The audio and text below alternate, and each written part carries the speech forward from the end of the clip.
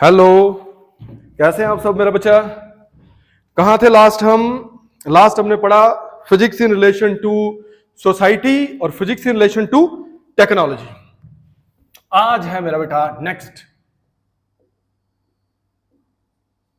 Need for measurement.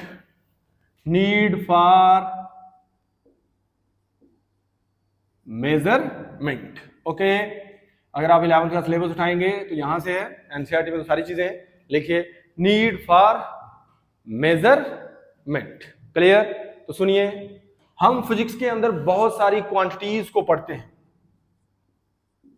जैसे speed,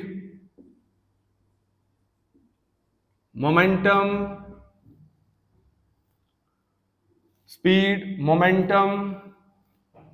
physics के अंदर हम बहुत सारी क्वांटिटी पढ़ते हैं, स्पीड, मोमेंटम, एक्सेलरेशन,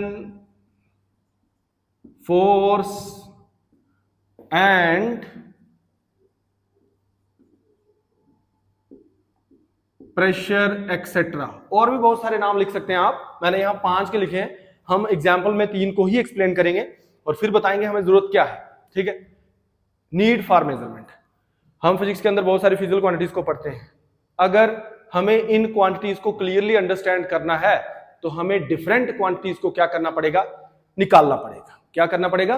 निकालना पड़ेगा। वो अभी मैं एग्जांपल में आपको बताता हूं वो कैसे करना है। ओके, अगर इनको अंडरस्टैंड करना है, जैसे स्पीड को फाइंड करना है तो स्पीड आपको पता है किसके बराबर होता है? Distance upon time. तो अगर स्पीड को फाइंड करना है तो मुझे स्पीड को फाइंड नहीं करना, मुझे डिस्टेंस को फाइंड करना और टाइम को फाइंड करना है। तो डिस्टेंस को डिवाइड करना टाइम के साथ, तो निकल आएगा क्या? स्पीड। ओके, तो लिखिए हेडिंग नीड फॉर मेजरमेंट। लिखिए in physics comma we study large number of physical quantities. In physics comma we study large number of physical quantities like speed. In physics we study large number of physical quantities like speed, comma momentum, comma acceleration and comma force and pressure etc. Speed, comma momentum, comma acceleration, comma force and pressure etc. Full stop. एक line छोड़ के चलो। लिखिए these quantities can be clearly understood. लिखिए these quantities can be clearly understood, comma, if we measure these quantities can be clearly understood if we measured different physical quantities. If we measured different physical quantities. Okay, heading डालिए examples. Number 1, लिखिए speed is given bye. Speed is given bye, आपको पता है speed किसके बराबर? Distance travelled upon time taken. Number 1, speed is given bye, speed किसके बराबर? Distance travel upon time taken. तो मेरे बेटा अगर मुझे स्पीड फाइंड करनी है तो मुझे क्या निकालना है? डिस्टेंस ट्रैवल्ड और टाइम टेकन। तो इसको लिखिए और इसके नीचे लिखिए वी कैन फाइंड स्पीड। यहां लिखिए, ये लिखिए, उसके बाद लिखिए we can find speed if we measured distance travelled and time taken. We can find speed if we measured distance traveled and time taken. तो हमें स्पीड फाइंड करने के लिए किसको निकालना पड़ता है? दूसरी फिजिकल क्वांटिटी किसको? डिस्टेंस और टाइम को। ओके, ये थी नंबर 1 एग्जांपल। नंबर 2,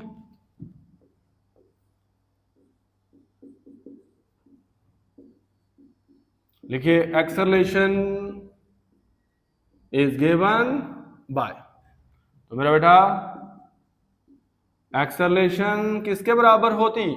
देखो ऐसे होता ना, F force mass into acceleration. Acceleration निकालना तो क्या? Force upon mass. तो एक्सेलरेशन किसके बराबर? Force upon mass. एक्सेलरेशन किसके बराबर, फोर्स अपॉन मास। तो मेरे बेटा हम एक्सेलरेशन को फाइंड कर सकते हैं अगर हम किसको मेजर कर लें, फोर्स और मास को।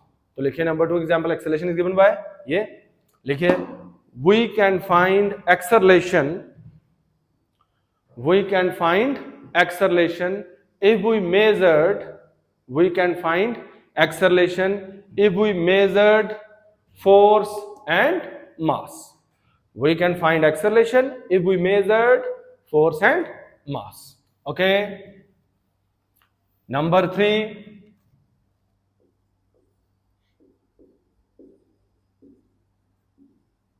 momentum is given by,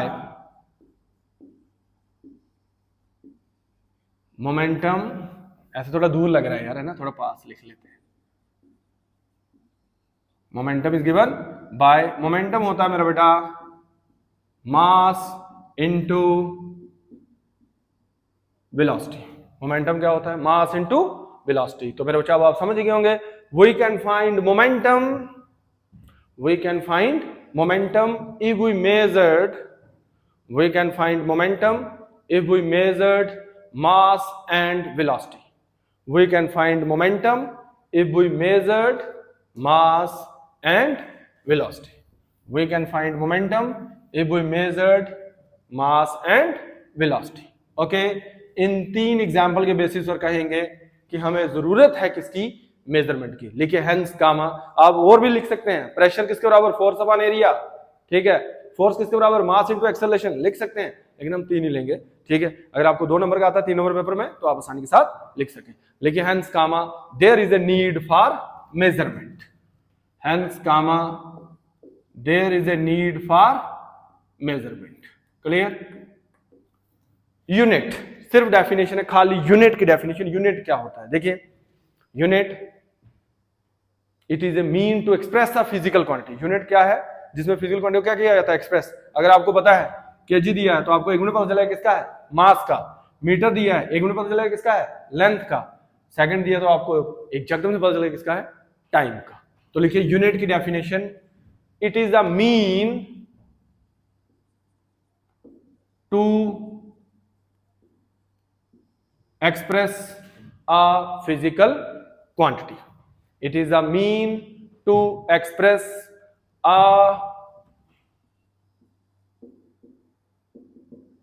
physical quantity. It is a mean to express a physical quantity. ये है डेफिनेशन किसकी, यूनिट की। It is a mean to express a physical quantity. Okay, next topic.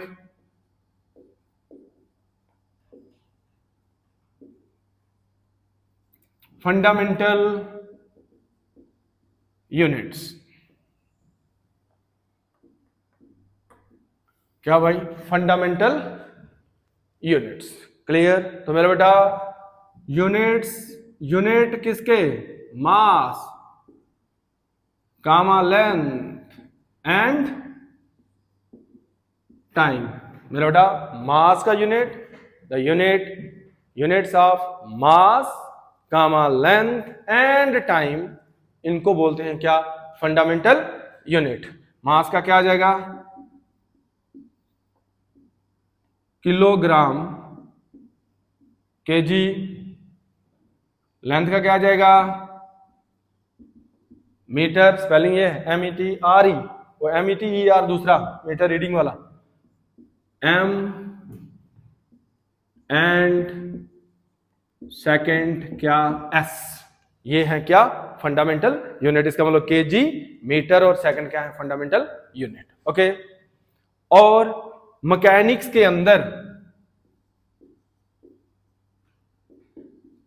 In mechanics we treat mass, length and time as fundamental quantities. Mechanics के अंदर हम मास, length और time को क्या ट्रीट करते हैं, फंडामेंटल क्वांटिटीज। क्यों करते हैं, इसके पीछे 3 रीजन है, अभी बताऊंगा। पहले आप फंडामेंटल यूनिट्स की डेफिनेशन लिखिए। लिखिए पहले सुनो, यूनिट किस किस का, मास, लेंथ एंड टाइम, उनको बोलते हैं क्या, फंडामेंटल यूनिट्स। तो इसका मतलब that is kilogram, KG, metre, M and second, ये क्या है, फंडामेंटल यूनिट्स। फिर मैकेनिक्स के अंदर हम मास, लेंथ और टाइम को बोलते हैं फंडामेंटल क्वांटिटीज। क्यों बोलते हैं फंडामेंटल क्वांटिटीज? इसके पीछे 3 रीजन है, इसके बाद बताता हूं। लिखिए फंडामेंटल यूनिट्स। लिखिए द यूनिट्स ऑफ मास, लिखिए the units of mass comma length, ऐसे टिक नहीं मार रहे, ठीक है। द यूनिट्स ऑफ, अपने अच्छा लिखना बना के, ठीक है, सोना। लिखिए the units of mass comma length and time in a physical quantity, छोड़ दो फिजिकल क्वांटिटी, छोड़ दो, ऐसे लिखो the units of mass, length and time, सीधे फिजिकल क्वांटिटी को छोड़ दो। The unit of mass comma length and time are called fundamental units, are called fundamental units, full stop. लिखिए दैट इज किलोग्राम, ब्रैकेट में लिखना क्या, KG, comma metre, M and second are known as fundamental units. That is kg, kilogram, kg, meter, m and second s are known as fundamental units. Okay, फिर एक line छोड़ के चलिए। हम mechanics के अंदर मास, लेंथ और time को क्या बोलते हैं, फंडामेंटल क्वांटिटीज। इसके पीछे 3 रीजन है, नंबर 1, नंबर 2 और नंबर 3। पहला, इनसे कोई सिंपल क्वांटिटी नहीं। दूसरा, मास, लेंथ और टाइम एक दूसरे से ऑब्टेन्ड नहीं होते, इंडिपेंडेंट है, एक दूसरे को डिपेंडेंट नहीं है। और तीसरा, द यूनिट्स ऑफ, जितने भी यूनिट्स हैं बाकी क्वांटिटीज के, वो किनसे निकलते हैं, मैकेनिक्स के अंदर मास, लेंथ और टाइम से। ओके, तो एक लाइन छोड़ के चलिए। लिखिए इन मैकेनिक्स वी ट्रीट वो फ्रूटी नहीं हुआ है, treat, in mechanics we treat mass comma length and time, in mechanics we treat mass comma length and time as fundamental quantities, because number one there is no other quantity, पहला लिखिए number 1 point, कारण विकास, पहला point, there is no other quantity which is simpler to them, there is no other quantity which is simpler to them, there is no other quantity which is simpler to them. Number 2, mass comma length and time cannot be obtained from one another, cannot be obtained from one and another. Number 3, लिखिए the units of all other quantities in mechanics, the units of all other quantities in mechanics can be obtained from them, the units of all other quantities in mechanics can be obtained from them. तो भाई क्यों बोलते हैं fundamental quantities, इनसे कोई simple quantity नहीं, mass, length और time can not be obtained from one another, और units of all other quantities in mechanics can be obtained from them, तभी इनको बोलते हैं फंडामेंटल क्वांटिटीज। ये था मेरा बेटा क्या, फंडामेंटल यूनिट्स। अब है मेरा बेटा नेक्स्ट, देखो नाम से ही पता चल जाएगा, डिराइव्ड यूनिट्स। क्या भाई, डिराइव्ड यूनिट्स। तो मेरा बेटा वो यूनिट जो डिराइव्ड होंगे किससे, फंडामेंटल यूनिट से। देखो डिराइव्ड निकलेंगे किससे, फंडामेंटल यूनिट से, उनको बोला जाएगा क्या, डिराइव्ड यूनिट्स। ओके, इसकी सपोर्ट में भी 2-3 एग्जांपल लेंगे, हम 2 ही लिखेंगे क्योंकि पेपर में अगर आएगा डिराइव्ड यूनिट्स तो 2 नंबर का आएगा, ठीक है। क्या होता है डिराइव्ड यूनिट्स, आप डेफिनेशन बताइए और 2 एग्जांपल दे दीजिए, एक भी दे देंगे तब भी कोई टेंशन नहीं, ठीक है। लिखिए डिराइव्ड यूनिट्स, तो क्या मेरा बेटा, the units which are derived from fundamental units are called क्या, डिराइव्ड यूनिट्स। देखो कितना आसान, फंडामेंटल यूनिट्स आपको पता चल गया तो डिराइव्ड तो कोई टेंशन ही नहीं। लिखिए the units which are derived from fundamental units, the units which are derived from fundamental units are called derived units, are called derived units. Okay, लिखो मेरा बच्चा examples. ओके, लिखिए क्या, examples. ओके, नंबर 1, लिखिए number 1, the unit of speed is a derived units.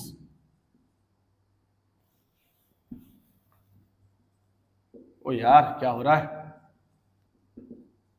Units of speed is the derived units.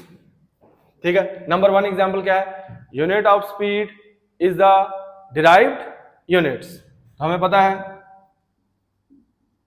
Speed किसके बराबर? Distance travelled upon time taken. तो क्या आ जाएगा? यूनिट ऑफ स्पीड किसके बराबर?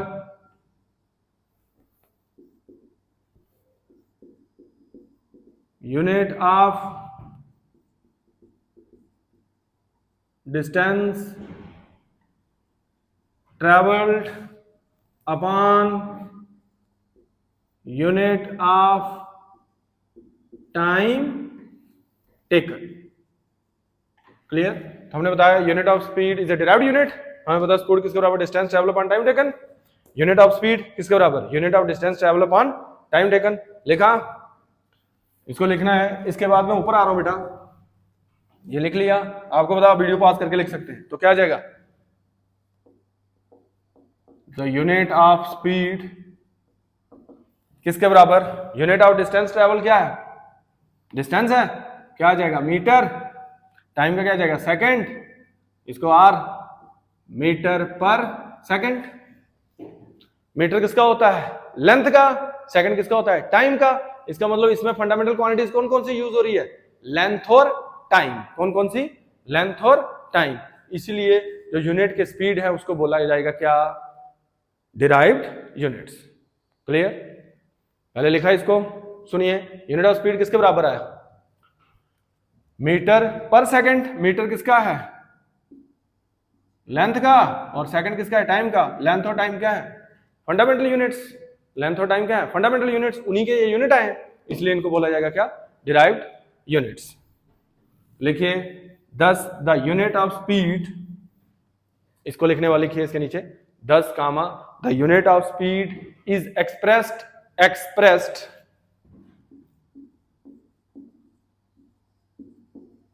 10 comma the unit of speed is expressed as the unit of fundamental quantities. 10 comma the unit of speed is expressed as the unit of fundamental quantities. Unit of fundamental quantities length and time. 10 comma the unit of speed is expressed as the unit of fundamental quantities length and time. Full stop. लिखिए 10 comma the unit of speed is the derived units. 10 comma the unit of speed is a derived units. 10 comma the unit of speed is a derived units. Number 2,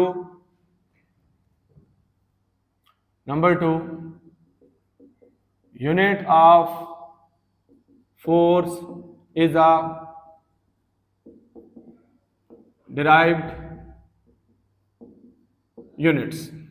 तो हमें पता है मेरे बेटा force किसके बराबर? Mass into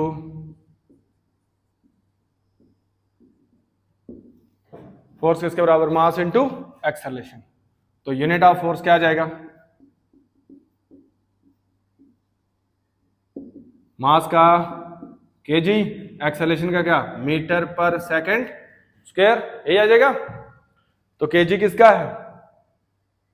KG मास का fundamental unit, metre length का फंडामेंटल, और टाइम सेकंड किसका? टाइम का। तो इसमें कौन कौन आ रहा है? लेंथ नहीं, मास, लेंथ और टाइम। लिखिए, आप पास करके भी लिख सकते हैं। पास किया लिख लिया, मैं तभी हट जाता हूं पीछे, आप अच्छे से लिख सकते हैं। ओके, लिखिए। तो पता है जो यूनिट है फोर्स के is expressed as the unit of fundamental quantities कौन? Mass, length and time. Thus the unit of speed is a derived units. लिखिए 10 comma the unit of force is expressed as the 10 comma the unit of force is expressed as the unit of fundamental quantities.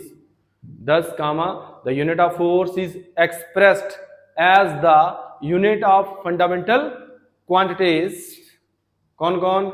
Mass comma length and time. Mass comma length and time. Full stop. लिखिए 10 comma the unit of force, 10 comma the unit of 10 comma the unit of force is a derived units. 10 comma the unit of force is the derived units. Okay मेरे बच्चा, यहां तक रखेंगे, अच्छे से पढ़ेंगे, आपको अच्छी क्वालिटी के नोट्स मिलेंगे same to same. First time आपके लिए ऐसा किया जा रहा है जो आपको क्लास में पढ़ाया जाएगा. पहले मैंने 2013 में नोट्स लिखे थे, ठीक है, लेकिन 13 से 24 तक मैंने पढ़ाने में बहुत चेंज किया है, तो आपको लेटेस्ट नोट मिलेंगे इस साल, ठीक है. और अच्छे से पढ़िए, मेहनत करिए. ओके मेरा बच्चा, यहां मिलेंगे. नहा हो गया, नेक्स्ट मिलते हैं नेक्स्ट क्लास में. Okay bye.